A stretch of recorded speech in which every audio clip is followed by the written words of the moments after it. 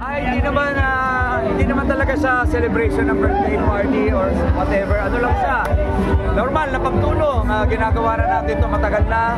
Lagpas 10 taon na tayong tumutulong. Front Row Cares, sa Miss Universe Organization, sa Batang Sampalong Foundation.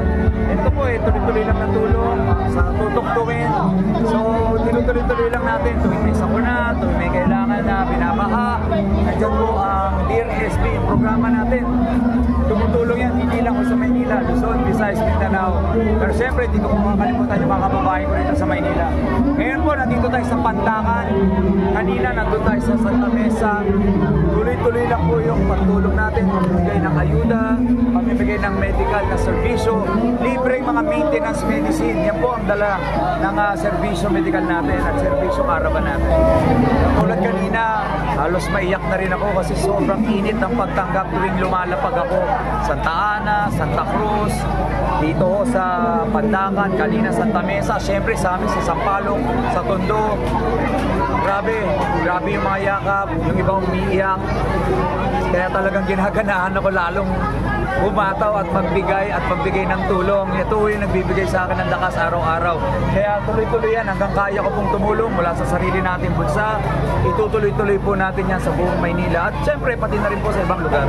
Ito naman po kasi iniikot natin sabi ko nga, naikot na natin iba't ibang mga lugar. Galing na tayo sa Santa Cruz, Santa Ana, Tondo, Santa Mesa. Ngayon po, nandito naman tayo sa Pandakan kasi po dahil sa programa nating Dear SB na maraming natutulungan, Luzon, Visayas, Mindanao, ang dami nagko-comment. Punta naman kayo sa Pandakan, punta naman kayo sa Malate, punta naman kayo sa Quiapo. So yan, mga pinuntahan na po natin. At ngayon, nandito ako sa Pandakan at sobrang saya ko kasi ibang klase yung pagtanggap nila sa akin dito. Wala pa namang confirmation, pero kasi ngayon, nasa posisyon din naman tayo, nasa kongreso tayo, tutok tuwing party list pa rin naman tayo, may Dear SB tayo, may Front Row Cares tayo. Actually, halos lahat ng ginagawa ko about pagtulong ko at para sa mga kababayan natin. Wala naman pong pinipiling lugar, pero siyempre, dahil taga Maynila ako, yung mga kababayan ko rito, dito sila humihingi ng mga tulong, ayuda, libreng servisyo, libreng gamot. Kaya dinadala natin mismo dito sa mga tao. Katulad ng SB Mobile Clinic natin, SB Mobile Butika, nakikita niyo naman doon, ang laki-laki. Nandun yung mga X-ray machine, nandun yung ECG machine, ultrasound, laboratory. Siyempre, lahat ng gamot, maintenance medicine, antibiotic, vitamins ng bata, lahat ako, pinoprovide natin. Ginagawa natin ito para ipakita kung kaya kong gawin. Di mas kayang gawin ng mga namumuno natin dito sa Maynila.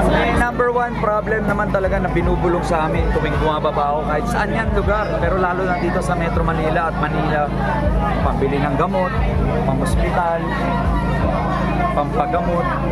So yan ang inuna natin, kalusugan. Kasi pag may sakit ka, paano matutulungan yung pamilya mo? O kaya yung ibibili mo ng gamot ay ibibili mo ng pagkain, ibibili mo pa ng gamot. So sabi ko, uunahin natin yung pagbibigay ng libreng gamot at libreng servisyo para sa mga mamamayan natin.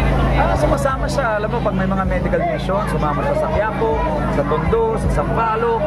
Kasama ko rin sa mga baba at nagbibigay ito ng servisyo. Kaya masaya tayo na full support ko si Ms. Rian Ramos natin. Pero Sir Sam, what does she think of you if in case you run for office? Kasi full support naman po siya eh. Kasi naiintindihan na niya yung nasa puso ko. Full support naman siya. Wala naman siyang pinipiling lugar, basta makatulong kasi pareho kami na advocacy, pagtulong. So tuloy-tuloy naman yung pagsama niya sa akin. Nung umpisa, ayaw niya ng politika. Ayaw niya talaga. Hindi nga siya talaga sumasama dati kasi iba yung pananaw niya. Pero nung nakilala niya ako, nung tumagal kami, nalaman niya ko rin nasa puso ko. Gusto ko talaga ng serbisyo, gusto ko talaga tumulong. At sabi ko nga, yun yung calling ko, yun yung purpose ko. So sana mapagbigyan niya ako magsilbi. At yun, naiintindihan niya ako. Yun, sumama na rin siya at I'm so grateful for that. Birthday wish ko, alam ko naman, posible lahat. Walang imposible sa mundo. Kaya natin magbigay ng pagbabago sa bansa natin, dito sa Maynila. Sana mangyari yan para sa mga kababayan natin may hirap. Kung gugustuhin ng gobyerno, gugustuhin ng mga namumuno, kaya naman talagang tulungan. Kaya naman talagang ibigay. Kung kaya namin sa sarili namin capacity na magbigay, what more pa sa pera ng gobyerno, sa pera ng Maynila. Basta mapunta lang sa tama yung pera ng Maynila. Walang maghihirap na ganito, walang iinda ng mga sakit, walang mga magre-reklamo, wala naghihirap. Lahat mapoprovide natin yung mga basic services pag gustuin natin. So sana, bigyan tayo ng pagkakataon at mabigay natin lahat ng servisyo nito sa mga kababayan. Ako, lagi ko lang nasa utak at puso ko. Wala tayong ibang gagawin kundi puro kabutihan lang. Yun lang naman eh. Kung yun na nasa puso mo, nasa utak mo, hindi ka magkakamali. Tuwing may desisyon ka, iisipin mo para ba sa nakakabuti to, sa nakakarami, hindi ka maliligaw. Walang sariling interes, walang korupsyon. Lahat itong mga naghihirap natin kababayan, makikinabang. Ako, ang gusto ko, tulungan yung mga sarili nila. Gaya ng tagumpay ng aking kwento, gusto kong mangyari sa kanila yung mga nangyari sa akin, maging tagumpay rin sila. Kaya ang binibigay namin tulong bukod sa ayuda, mga negosyo, pangkabuhayan. Isa akong negosyante, naniniwala ako na para mayangat yung sarili mo, kailangan magnegosyo. Kailangan mong tulungan yung sarili mo, kailangan pang matagalan yung matatanggap nila. So yun ang ginagawa namin sa mga programa natin, mga pang-matagalang solusyon, pang-matagalang mga tulong sa mga kababayan natin para matulungan nila yung mga sarili nila. Wala naman, alam mo, galing ako sa wala.